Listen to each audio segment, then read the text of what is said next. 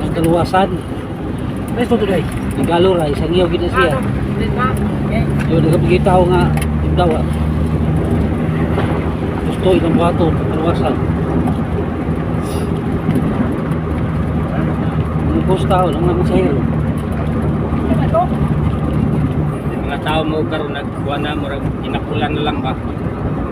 Suon nila sa relihiyon para maluwas daw nila.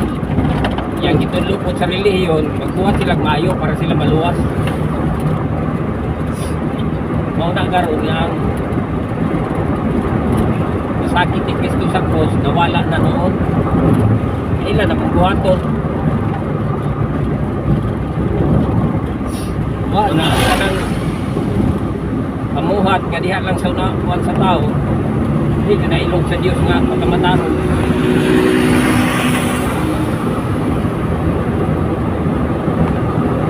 Walay imataro nga tao kinagi sa maing buhat. Imatarong si Abraham tungod siyang pagtuo sa Diyos. Kaysa sinugdanan pala ang tao makasasala na. Salay po na. Tinaka gani sa imong unod, dili kay kakaluwas kung masakit na kato, ikag doktor sa pagka sa imong kalag espiritu. Ito gilansang nga si Kristo kay di na mabuhat sa tao. Mugin na siyang isang nyaw ng kaluwasan nga inaagi lang kang Kristo, dili sa binuhat sa tao. Grasya ang kaluwasan mo ito gihatag na lang na.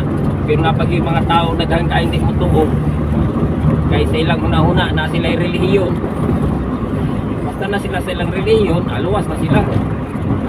Pero na una-una ang itudlo silang relihiyon, magbuhat mo maayo para mo maluwas. Utana karon kanus aka ka maluwas. Matag na sa relihiyon, pangutan-on mo makasasala magyud ka. Kanus amang kamaluwas nga makasasala magyud ka. Hindi ka maluwas. Wa itong buhat. Presya ni Kristo sa krus kay ilis na nagmayong buhat. Mayong buhat hindi na para ka maluwas, dili para kagantihan kay giluwas ka na sa Dios. Munay kapaturan.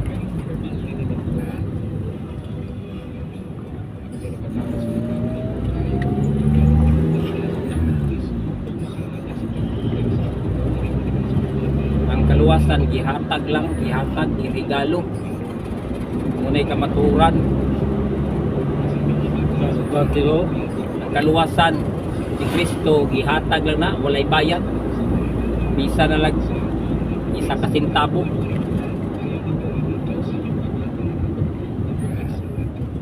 may bayan.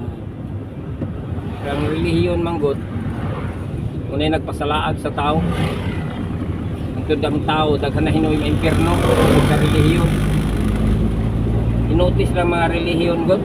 Sa kada relihiyon na siya lahi-lahi nga doktrina.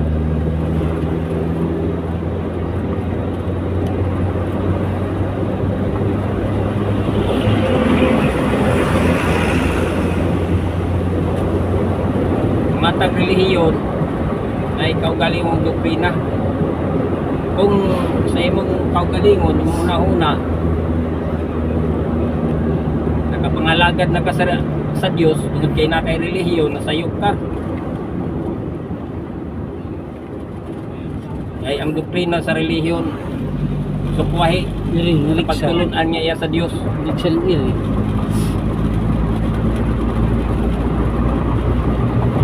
kung dito ka nagsunod-sunod sa imong relihiyon wala mo hatay kabuk-aton ang kabaturan o gisimba ni mo imong relihiyon dili ang Dios kumanay sakto punto din ha klaro kay nagi pahayag sa Bible na ang Dios abubuan Di siya gusto na pailaing Diyos gawas niya. Muna ang gitawag yung Diyos-Diyusan, dili lang ng mga makita sa tao nga mga figura, kundi pagtulon anak sa tao nga naa sa relihiyon. Matawag na siyang Diyos-Diyusan.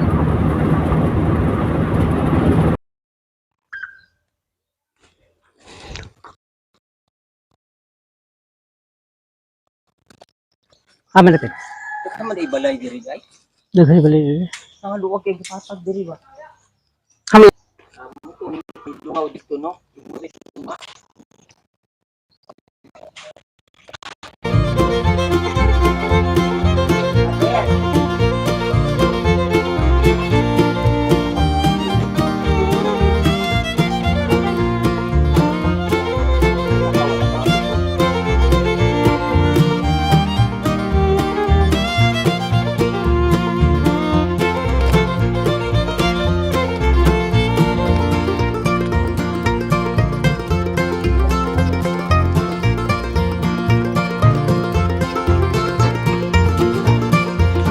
Yan man ba na?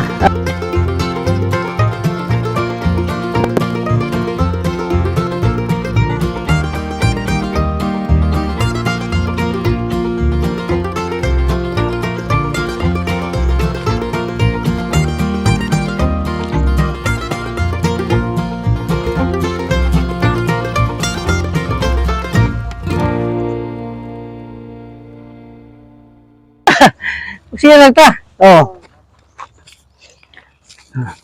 Pasa na si Ter. Mamatay na tao no. Ay patay uy. Nga ang ato lawas ilubong siyota. Tapos ato espiritu mulahi ipernog langit. Siguro baka sa langit ka pa doon. Di ko suro ng katong salagwa. Amo gani na Bible. Kasayod ka. Kay doon. Oh. Ayon. Hello. Di tabad, di tabad. Sige. Ipasayod ta sa atong kalag. This Bible. Mao. Oh, talawan ang mga gubinto. Kanang imong kasayo ka, kanang imong katarungan karon, niingon ang Ginoo. Tabay ka to nagduduha. Ali par. Tabay ka to nagduduha. Na, Tindog ka ni. yara. Oh. Ito ko. Tabay ka to nagduduha. Nagduduha man ka, wag ka sa asa ka. Matabangan. Pinagi sa Bible. Kaya kung kita ra, Dili mo ta kay gulo ta kabalo. Di tinuod yun. May Bible para kabalo ta. Muna kami, unang hay balo, magpahulog po sa uban. Di, salamat. Nakadawat ng bayad ang Ginoo, panghatag mo sa bayad. Ang muna sa Bible. Karon, di sa Roma 3:10, kung di kita masayod, musang yan nga, na may tao istikto ba kayo. Ngayon nga, wa na nga.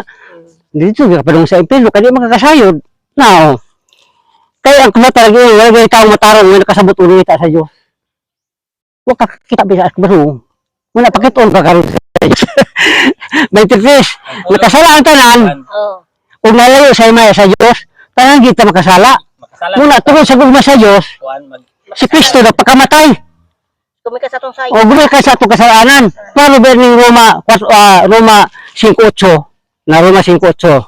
Na, di ba dito? Dito na, Roma 5:8. Apan kita sa Diyos, kanato ang ginakon sa paghihuma kanato, kaysa makasala pa kita, napakamatay si Kristo alang kanato. Ito siya ang gugma. John 3:16. Siya lang magpakuan sa ato. Nahigugma ang Diyos sa tao. Mga tao, John 3:16. Nahigugma ang Diyos sa tao. Binukod ka sa Diyos. Kaya hindi mo pagkayo sa Diyos sa kalibutan, tuwid niya yatang di yung bugtong anak, aron ang tanan nga mutuo kanya di malaglag kundi makabaton niyo pinabuhin dayon. Kinabuhin dayon mo. Nag-antusan niyo mga balita pag sa niyaw, tawaro maunyo. Iantusan niyo sa mga apostoles, wala mga apostol, patay naman sila. Kita na pod karon na Roma 6, awat Esther. Dili ko ikaw lang may balita, kay kini mao ang gawon sa Diyos, aron sa pagluwas sa tanan nga mutuo. So na kay pagtuo mo kita. Wala kita. Tao ni po tong tuo. Oo. Ay na po dito. Pagtuo. Muning giingon sa kay kung Totoo ang gingon sa Bible. Di paminawa sister, para kung di pa nihatag sa Diyos ang kalawasan, di na nato haguag sangyaw. Kung mo kay hatag man siya, mo lagi sangyaw para makadawat ang mutuo. Oh na. Episode 9. Kay pinagi sa pagtuo nga lawas ka mo tungkol sa grasya sa Diyos. Dili kini yung buhat, kundi hatag sa Diyos. Basta wala makapasigara mo ni sanglit di man ibunga sa panikabot. Bisa usaw panikabot sa tawo siya mo wa gyud. Ang nangin kamo tato si Hesukristo. Gilansang sa krus giluwas ta. O may naghatag na. Oo. Muling giingon sa Roma 19, maluwas kita sister basta na kay pagtuo na maluwas ka kung ipahayag mo sa Jesus mong sila singkasing mo to kang gibanhaw sa Dios. Pero ang pagtuo duwato nato para mahimot ang anak sa Dios. Na apan kadtong midawat ug saligan niya gihatagan niya sa katuon mahimong anak sa Dios. Pagtuo pagdawat mahimot ang anak sa Dios. Kay Mateo 18:22 kung tulong magkatingin sa kuwalan ano ana ako ban kanila na ang Ginoo. Muni madawat ni mo sister Espiritu Santo. Na Espiritu Santo madawat. Wata magsangiyag atong sa Dios si Kristo. Na Espiritu Santo nga madawat sa tao nga motuo. O musab kini ang bidangat kanino sa pagkaduog niyo sa matuod ng mensahe may balita nga naghatag kanino kaluwasan, mituo kamo kang Kristo, mituo kano. Busa gipatikan kamo sa Dios pilagi sa paghatag kanino sa Espiritu Santo nga isa ti nga kamo iya na. Tagan mo Espiritu Santo. Iya na kani Kristo. Aman ni ipatik sister. Aron pagpaila kamo iyang manak ipadala sa Dios ang Espiritu siyang anak ngani sa atong kasing-kasing andamon pang Kristo mubalik kay di atong Ginoo. Muna na siya para maandam niya iyang katawhan dili sa kasing-kasing. Pamatud-an ni sister. Kakaroon gyud ang panahon. Pamatud-an ni nga kita mga anak sa Dios. Kani man ang Espiritu ni Kristo gamanan natong Dios musuod sa atong kasing-kasing hiusahon ta na makihiusa ang maong Espiritu sa atong espiritu aron pag matuod makita mga anak sa Dios. Di man ta kasiguro no kay makasala man kita kada adlaw.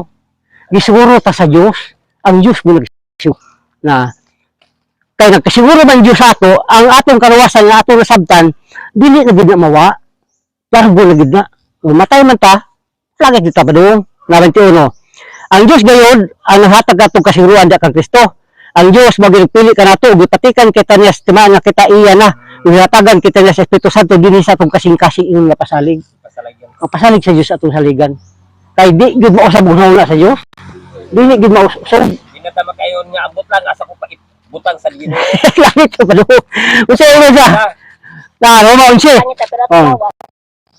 Kung nakasamot ka ni sister, Lawas kay dili mo dad, kung nakasamot mo ani, ang Dios mausbot ingon na.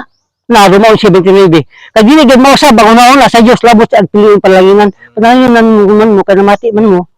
Katong di mati usab pagpanalangin ato sa Dios.